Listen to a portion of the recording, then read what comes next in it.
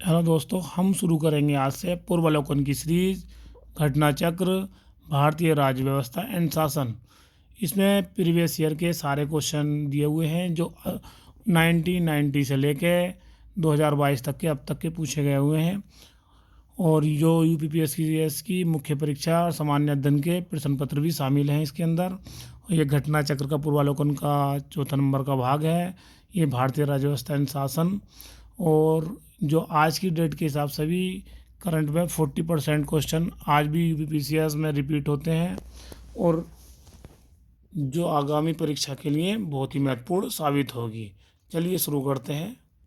इसमें chapter wise सारे question previous year के दे रखे हैं कि भारत का संवैधानिक विकास से लेकर, देखिए भारतीय संविधान का विकास सभी से लेकर राजनीतिक दल, संविधान संशोधन, प्रश्न विविधता, मतलब सारे ही क्वेश्चन दिए हुए हैं। अब चैप्टर नंबर 1 से हम स्टार्ट करेंगे।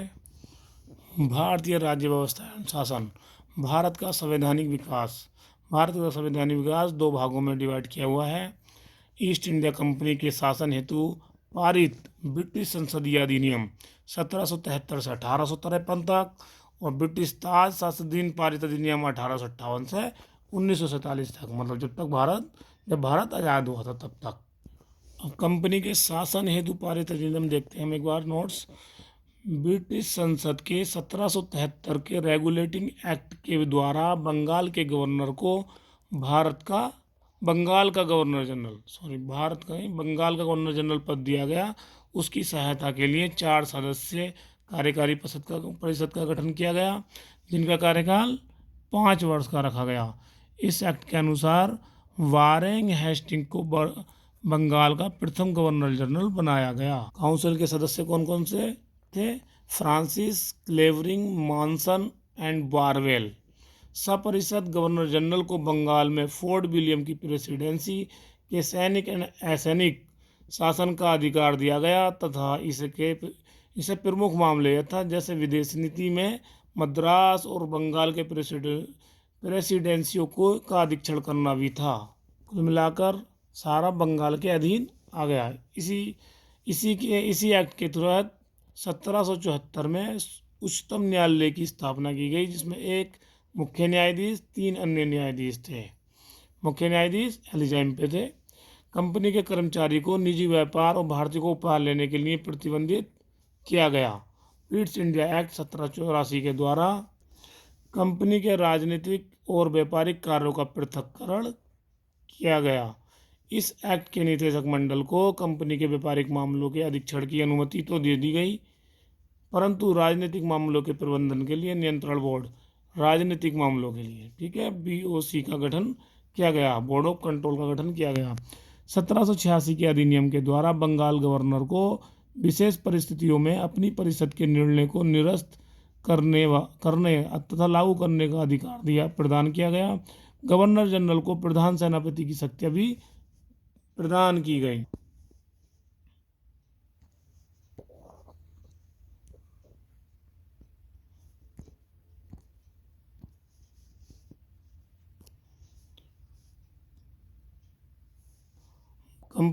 कंपनी के समस्त व्यापारिक कार्य समाप्त कर दिए गए। भविष्य में उसे केवल राजनीतिक कार्य ही करने थे। गवर्नर जनरल की परिषद में कानूनी सदस्य जोड़ा गया। चौथा, उस सर्वप्रथम मेघालय को कानूनी सदस्य के रूप में शामिल किया गया। इस एक्ट के तहत सपरिषद गवर्नर जनरल को पूरे भारत के लिए कानून बनाने का अधिकार प्रदान किया गया। इसी एक्ट में नियुक्तियों के लिए योग्यता संबंधी मानदंड अपनाकर भेदभाव को समाप्त किया गया। 1853 का चार्टर एक्ट देखते हैं। विधायी शक्तियों को कार्यपालिका शक्ति से पृथक करने की व्यवस्था की गई। विधि निर्माण हेतु भारतीय केंद्रीय विधान परिषद किसके एक्ट के थ्रू की गई? 1853 चार्टर एक्ट के तहत। और सिविल सेवकों की भर्ती और चयन का खुली प्रतियोगिता के लिए शुभारंभ किया गया 1853 के तहत। अब देखिए क्वेश्चन देखते हैं। निम्नलिखित में से किस अधिनियम में कलकत्ता में सर्वोच्च न्यायालय की स्थापना का प्रावधान किया गया था? तो आंसर दीजिए इसका। आंसर है इसका रेगुलेटिंग एक्ट 1773। 1773 के रेगुलेटिंग एक्ट में कलकत्ता में सर्वोच्च न्यायालय की स्थापना की गई, जिसकी स्थापना 1774 में की गई। सर एलिजाइन पे और के प्रथम मुख्य न्यायाधीश थे। नेक्स्ट क्वेश्चन, सर्वोच्च न्यायालय की स्थापना के संबंध में निम्नलिखित में से कौन सा कथन सही है? नंबर 1 पढ़ते हैं। कलकत्ता में सर्वोच्च न्यायालय की स्थापना कब हुई थी? 1773 के रेगुलेटिंग एक्ट के द्वारा की गई थी। लेमेस्टर इस न्यायालय के मुख्य न्यायाधीश थे। बताइए आंसर। ऑप्शन है केवल 1, केवल 2, दोनों 1 एंड 2, ना एक, ना तो एक, ना 2। देखिए पहला ऑप्शन बिल्कुल सही है, 1773 रेगुलेटिंग एक्ट के थ्रू। इसके न्यायाधीश लेमिस्टर नहीं थे, एलिजा इम्पे।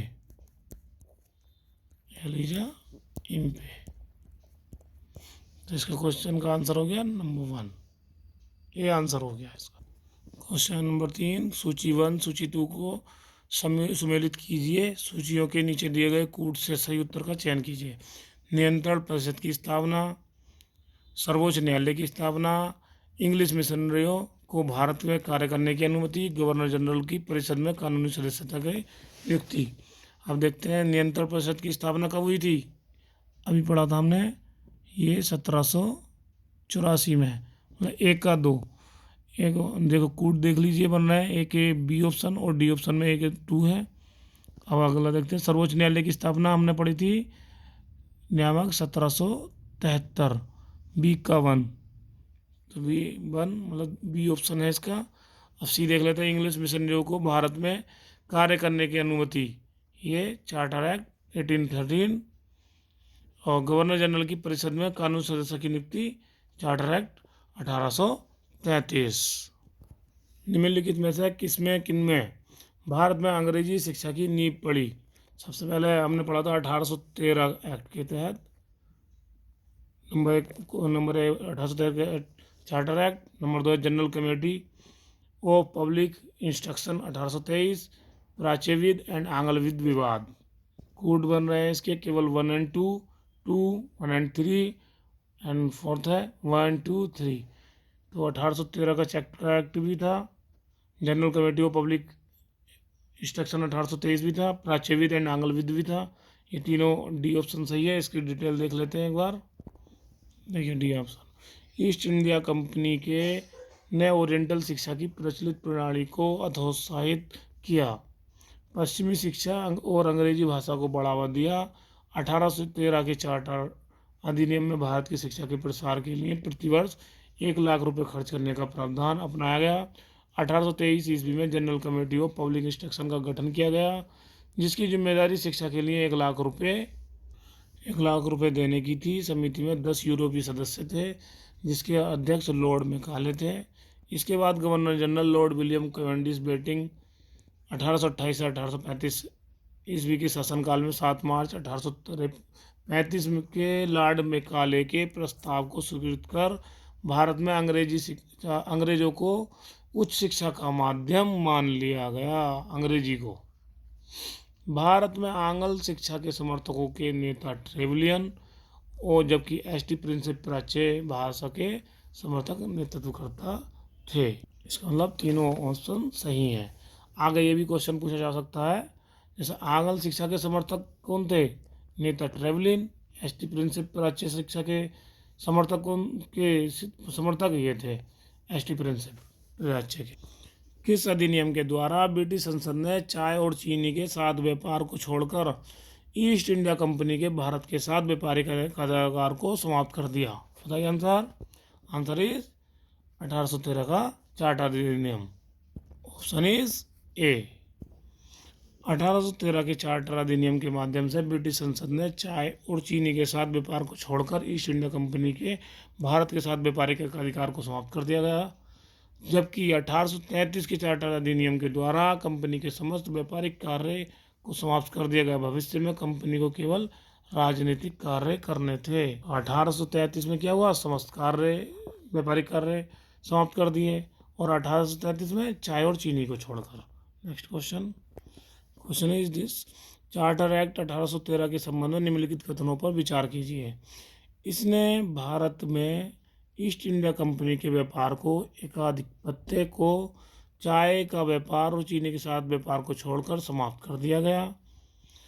इसने कंपनी के द्वारा अधिकार में दिए गए भारतीय राज्य क्षेत्रों पर ब्रिटिश क्राउन की संप्रभुता का सुदृढ़ कर दिया। सही। भारत अब का राजस्व अब ब्रिटिश संसद के नियंत्रण में आ गया था।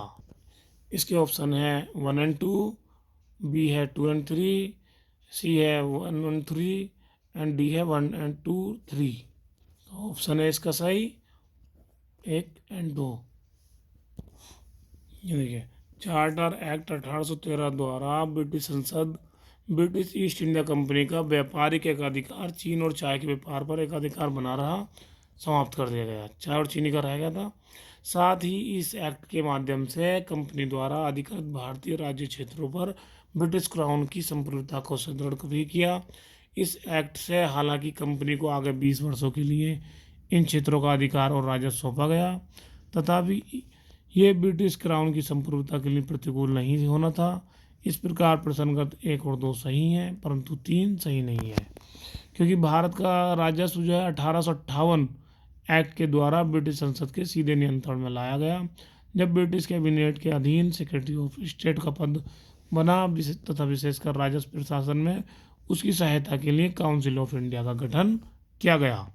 तो ये क्वेश्चन किसके रिगार्डिंग था? चार्टर्ड एक्ट 1813, और जो कि हमारा राजस्व अब ब्रिटिश अंतर्गत कब आया था? 1858 में। और पहला वाला हमारा हो गया चीन के व्यापार और चाय के व्यापार को छोड़कर ब्रिटिश कानून की संप्रभुता तभी सुदृढ़ हो गई थी। नेक्स्ट क्वेश्चन देखते हैं। किस अधिनियम ने भारतवासियों को अपने देश के प्रशासन में कुछ हिस्सा लेना संभव बनाया? Charter act 1833, charter act 1853, government of India act 1858, Indian council act 1861। Option क्या है? ए, चार्टर एक्ट 1833। चार्टर एक्ट 1833 की धाराओं में सबसे महत्वपूर्ण धारा संख्या 1887 थी। इसमें यह कहा गया था कि किसी भी भारतीय और क्राउन के देशज प्रजा को अपने धर्म, जन्म स्थान, वंशानुगत, वर्ण अथवा इनमें से किसी भी एक कारणवश कंपनी के अधीन पद अथवा सेवा योग्य नहीं माना जा सकेगा।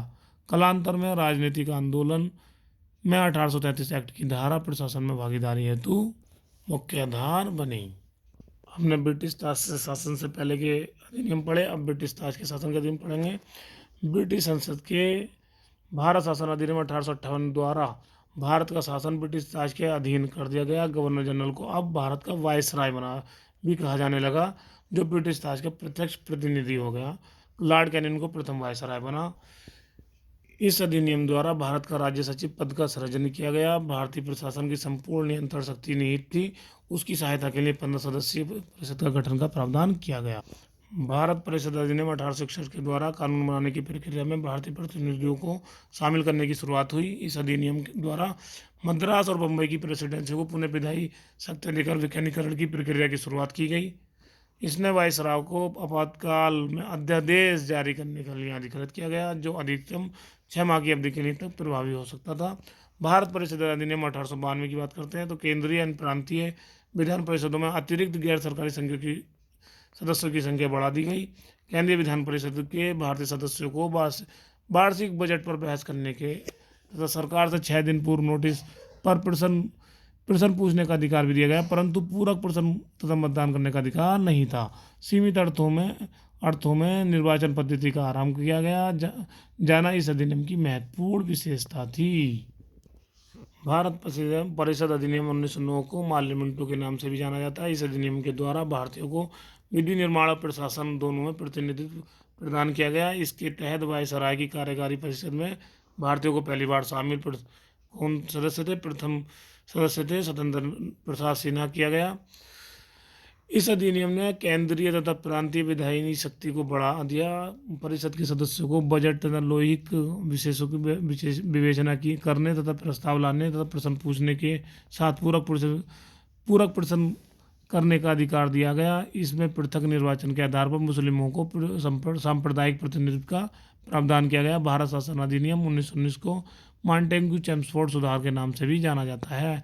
इस अधिनियम के द्वारा पहली बार प्रत्यक्ष चुनाव प्रणाली अपनाई गई। सांप्रदायिक आधार पर निर्वाचन प्रणाली का विस्तार करते हुए इसे सिखों, भारतीय ईसाइयों, आंग्ल भारतीय तथा यूरोपियों के लिए भी लागू कर दिया गया। इस अधिनियम द्वारा पहली बार केंद्र में 2 सदनीय व्यवस्था स्थापित की गई। इस अधिनियम के द्वारा सभी विषयों को केंद्र तथा प्रांतों में बांट दिया गया। दुसदनीय केंद्र विधानमंडल समस्त ब्रिटिश भारत के लिए कानून बना सकती थी। इस अधिनियम के तहत प्रांतों में द्वैध शासन प्रणाली लागू की गई।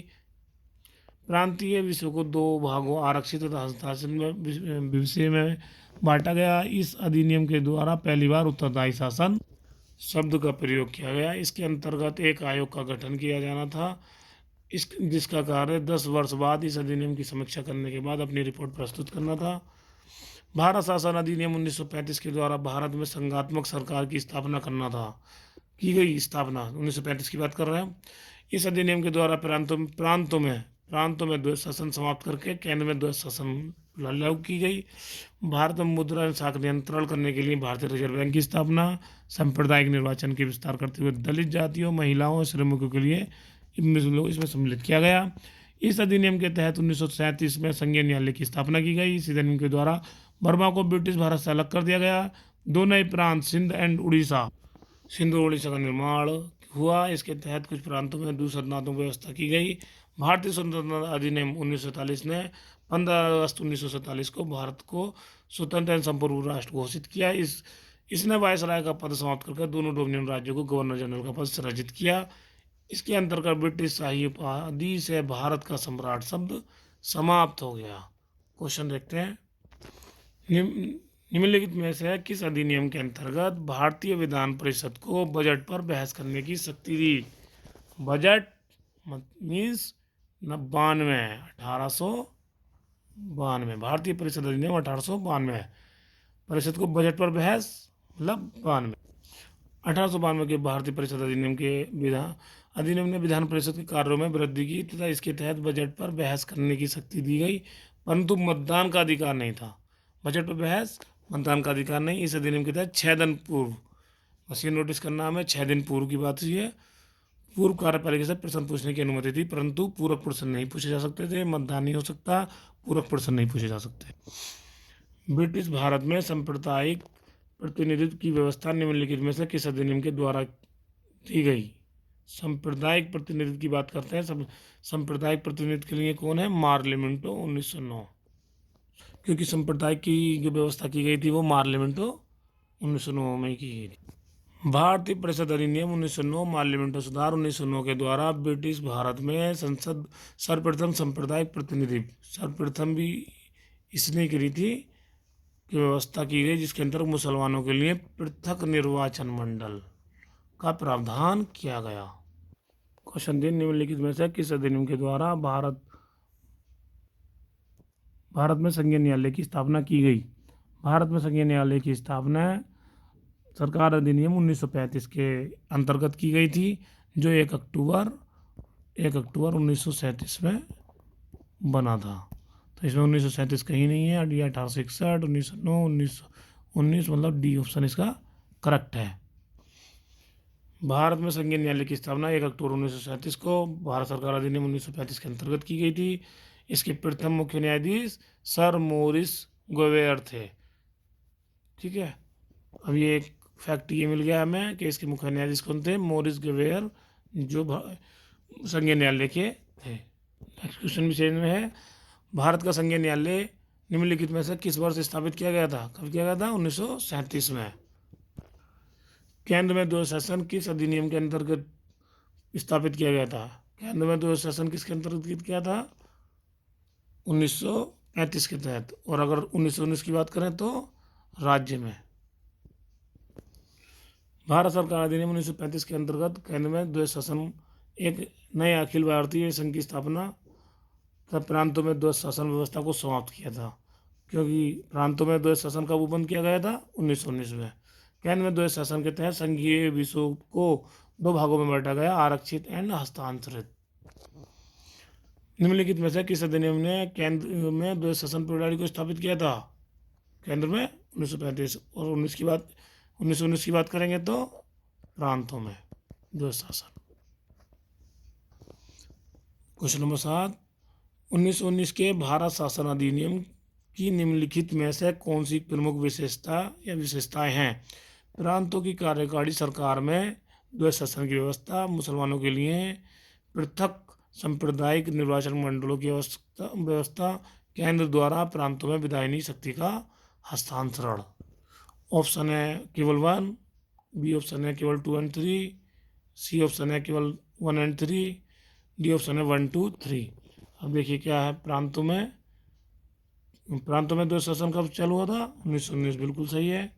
और केंद्र में प्रांतों को विधायी शक्ति का हस्तांतरण भी 1919 में हुआ था। अगर मुसलमानों के लिए पृथक संप्रदाय की बात करें तो कब हुआ था? 1909 में। तो ऑप्शन क्या हुआ? Option C.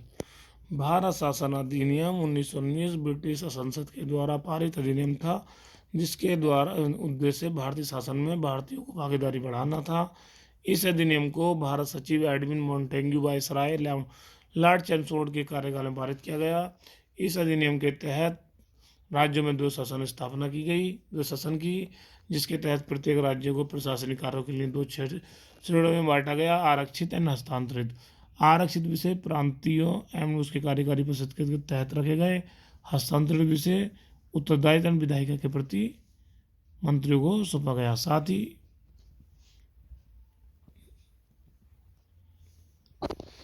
केंद्र प्रांतों के मध्य शक्तियों का बंटवारा किया गया, संघीय प्रांत विषयों के रूप में किया गया। जहाँ तक मुसलमानों के लिए पृथक सांप्रदायिक निर्वाचन व्यवस्था का प्रश्न था, वहाँ वो 1909 के अधिनियम में ही कर दिया गया। 1919 के अधिनियम में ये व्यवस्था न केवल जारी रही, बल्कि इसे सिखों, यूरोपियों, भारतीय ईसाइयों, एंग्लो इंडियन के लिए विस्तारित किया गया। क्वेश्चन देखते हैं नेक्स्ट।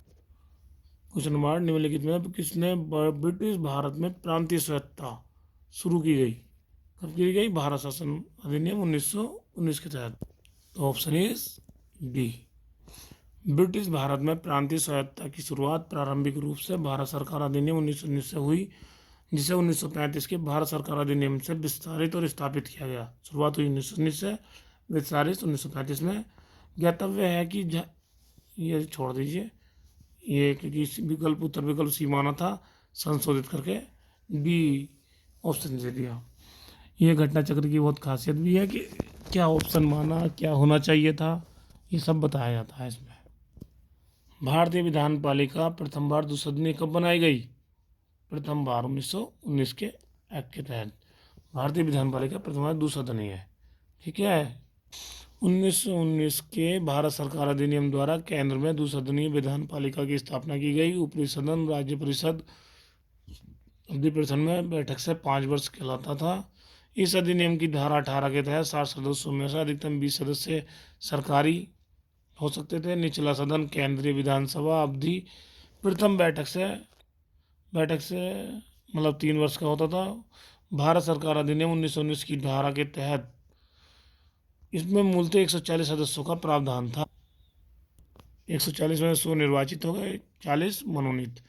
ज्ञातव्य है कि 1919 के अधिनियम के क्रियान्वयन हेतु बने नियमों के तहत राज्य परिषद के 60 सदस्यों में से 33 के निर्वाचित तथा शेष 27 के मनोनीत होने का प्रावधान किया गया, जबकि केंद्रीय विधानसभा के सदस्यों की संख्या बढ़ाकर 143, 102 निर्वाचित और 41 मनोनीत, फिर 145 कर दी गई, 104 निर्वाचित और 41 मनोनीत।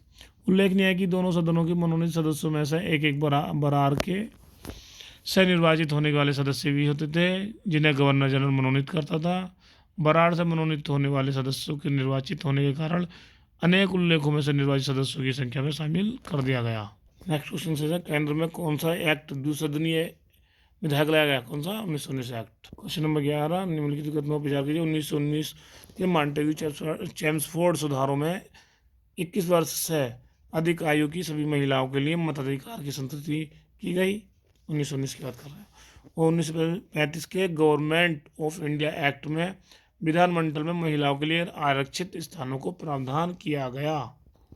इसका आंसर देखते हैं। आंसर क्या है इसका? केवल 2। अब इसका डिटेल पढ़ते हैं। मॉन्टेग्यू चैम्सफोर्ड सुधारों के रूप में विहित भारत सरकार के अधिनियम के द्वारा 1919 में महिलाओं को मताधिकार के लिए प्रदान किया गया, परंतु ये सीमित वर्गों की महिलाओं के लिए ही था। सभी महिलाओं के लिए वैश्य मताधिकार पर आधारित नहीं था। इस प्रकार कथन एक सही नहीं है। अगर केवल कथन में ये लिखा सभी महिलाएं, तो ये ऑप्शन सही हो जाता। 1935 के सरकार अधिनियम के द्वारा सांप्रदायिक निर्वाचन प्रणाली का विस्तार करते हुए दलित वर्गों, महिलाओं और श्रमिकों के लिए पृथक निर्वाचन मंडलों का प्रावधान करते हुए विधानमंडल के स्थान पर आरक्षित किए गए थे, इसलिए कथन नंबर 2 सही है। ये देखिए क्वेश्चन यूपीएसआरओ ARO प्री 2021 अभी पूछा गया हाल ही में। देखिए ऐसे टफ क्वेश्चन पूछे जा रहे हैं आजकल। भारतीय सिविल सेवा के संदर्भ में निम्नलिखित में से कौन कौन सा कथन सही है? भारत सरकार अधिनियम 1919 में भारतीय सिविल सेवा के लिए एक अलग परीक्षा का प्रावधान किया गया जो भारत में होनी थी। 1919 की बात है। भारतीय सिविल सेवा में 1941 में भारतीयों का प्रतिशत यूरोपवासियों से अधिक। ऑप्शन है 1, केवल 2, केवल 1 और 2, ना 1 ना ही 2। तो इसके ऑप्शन क्या है? दोनों ही ठीक है। 1919 ऑप्शन नंबर सी। डिटेल पढ़ते हैं इसकी। भारत में आधुनिक मेरिट आधारित सिविल सेवा का प्रारंभ 1854 में लंदन में सिविल सेवा आयोग की स्थापना से हुआ। 1855 से इस प्रतियोगी परीक्षा लंदन में आयोजित की जाने लगी। भारतीयों की लगातार मांग के बावजूद यह परीक्षा भारत में ना होकर लंदन में ही होती रही। अंत भारत सरकार अधिनियम 1919 के प्रावधान के अनुरूप वर्ष 1922 में IPS की परीक्षा भारत में होनी प्रारंभ हुई। पहले कहाँ हुई थी? इलाहाबाद में, उसके बाद दिल्ली में, बाद में दिल्ली में होने लगी। 1930 के दशक के अंत में यूरोपवासियों की उपलब्धता भारतीय सिविल सेवा में कम होती गई। इस सेवा में 1941 तक स्पष्ट रूप से भारतीयों का प्रतिशत यूरोपवासियों से अधिक हो चुका था। केंद्रीय क्वेश्चन नंबर 13 है। केंद्रीय विधानसभा का निम्नलिखित में से कौन सा निर्वाचन भारत शासन अधिनियम 1919 के तहत हुआ? ऑप्शन ए 1926, बी 1937, सी 1945। ये ऑप्शन नहीं, ऑप्शन कूट बनाया है इन्होंने। केवल ए, केवल बी, मतलब B और C, A और C, A B C तीनों। तो ये क्या ऑप्शन है इसका?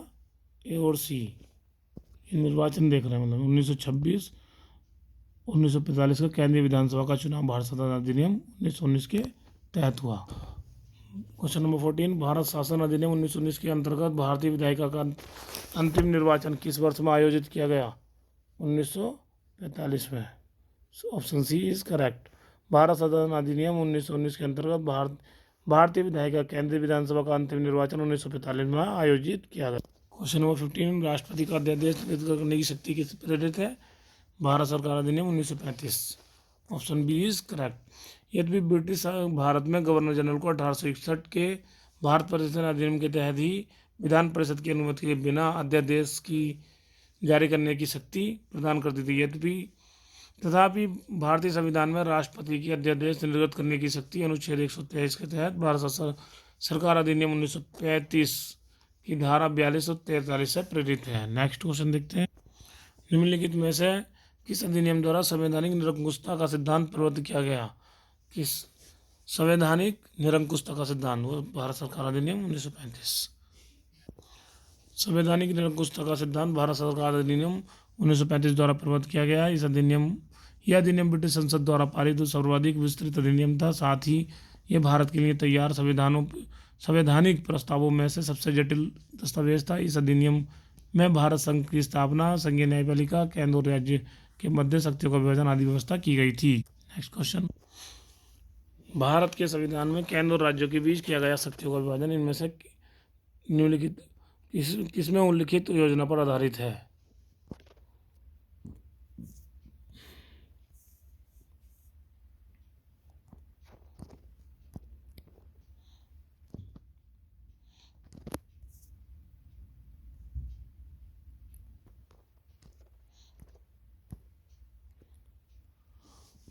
निम्नलिखित में से भारत सरकार अधिनियम 1935 की मुख्य विशेषताएं नहीं थी। कौन कौन सी नहीं थी? इस अधिनियम में अखिल भारतीय महासंघ बिल्कुल हुआ था। अपशिष्ट विषय विधायकों को आवंटित किए गए थे? नहीं, ये गवर्नर को दिए गए थे, इसलिए बी ऑप्शन सही होगा। ये प्रांतीय स्वायत्तता का सूत्रपात का संकेत था? बिल्कुल था, क्योंकि 1919 में प्रांतीय स्वायत्तता दे दी थी, लेकिन सूत्रपात कहाँ हुआ था? 1935 में। इसने प्रांतीय स्तर पर द्वैध शासन प्रणाली को समाप्त करके केंद्र शासन, बिल्कुल सही है। प्रांतीय कब हुआ था? 1919 में लागू हुआ था। समाप्त 1935 में होकर केंद्र में लागू हो गया। एक संघीय व्यवस्था केंद्र में द्वैध शासन लागू कब हुआ था? केंद्र की बात है तो 1935 अधिनियम। अखिल भारतीय महासंघ स्थापित करने का प्रावधान किया गया था? भारत सरकार अधिनियम 1935, अगस्त 1940। अभी पढ़ा ही है, भारत सरकार अधिनियम 1935। दो ऑप्शन ये थे, भारत सरकार अधिनियम 1919, कैबिनेट मिशन 1946। नेक्स्ट क्वेश्चन, निम्नलिखित में से किस एक अधिनियम ने भारत में संघीय शासन व्यवस्था किसने की थी? संघीय की बात होगी, संघीय शासन की। सी, ऑप्शन नंबर सी, भारत शासन अधिनियम 1935। ये क्वेश्चन भी आ गया। 1935 के अधिनियम के द्वारा स्थापित संघ में अवशेष शक्तियां किसको प्रदान की गई थी? गवर्नर जनरल को। निम्नलिखित में से कौन सा भारत शासन अधिनियम 1935 में स्वीकार किया हुआ महत्वपूर्ण और स्थायी अवयव नहीं है? देश में लिखित संविधान, विधानमंडल के लिए निर्वाचित जवाबदेह प्रतिनिधि बिल्कुल 35 में है, एक संघ की योजना का विचार बिल्कुल है, विधानमंडल के लिए सरकारी सदस्यों के लिए समायोजित किया बिल्कुल नॉमिनेट किया जाना है। तो क्या नहीं है? लिखित संविधान की बात हुई नहीं थी 1935 में।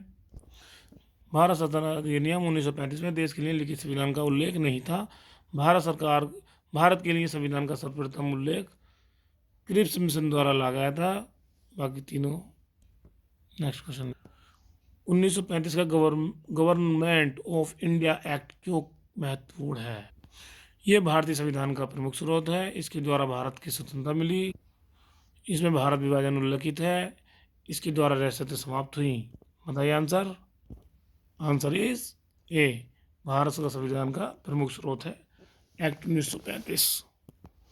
भारत का वर्तमान संवैधानिक ढांचा बहुत कुछ 1935 के शासन के अधिनियम पर आधारित है। देख लेते हैं मुख्य विवरण क्या क्या है। संघात्मक सरकार की स्थापना, केंद्र द्वैत शासन की स्थापना, प्रांत में द्वैत शासन के स्थान पर स्वायत्त शासन की स्थापना, द्विसदनी केंद्रीय विधानमंडल, प्रांतीय शासन व्यवस्था, प्रांतीय विधानमंडल, केंद्र और प्रांतों की शक्तियों का विभाजन, फेडरल न्यायालय की स्थापना। सभी याद कर लीजिए, बहुत अच्छे पॉइंट है।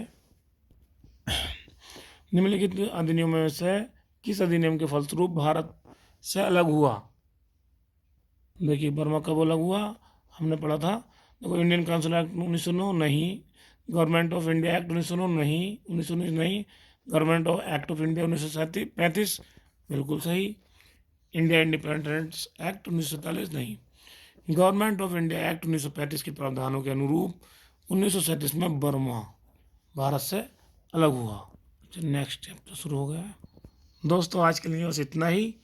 अब नेक्स्ट वीडियो में हम 30 से 40 मिनट की रोज डेली बेसिस पे हम वीडियो बनाएंगे, जो कि पॉलिटी पे, ये घटना चक्र पॉलिटी पूर्वावलोकन रहेगा जब तक ये समाप्त नहीं होता। कंटिन्यू बनी रहेगी ये सीरीज, और इसे देखिए। बहुत ही महत्वपूर्ण क्वेश्चनों की सीरीज है ये, जो आगामी परीक्षा के लिए बहुत ही महत्वपूर्ण होगी। थैंक यू दोस्तों।